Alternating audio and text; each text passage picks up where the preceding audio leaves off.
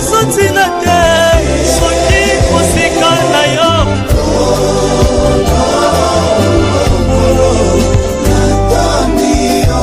opesi biso mobondisi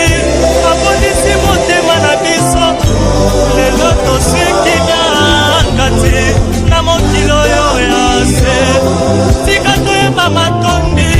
Prière du matin pour bénir la journée. Zamda kumweta tamza salkona sema tonpe kumpeke mumbuka na bune na buni gopa na mbuto munene batile buta yoksali buta simu na kubikisa mwe zamda bumoy wadi pasi na muka na muka bitungisha muka na muka ibani na yondo moyebi yondo mpesi kimia bimana longa pona ulongisa babu la mno ya windam na bumoy dimisa buta tuzabata masum tata suta mabunga hotel mazali sumukete tondi sabuni gota tamwanu msantu kana likolio ende la kata bosa la bonsunga bongo comme le Christ na Nazareth na ngoya mu santu libela libela kina kuna seko amen.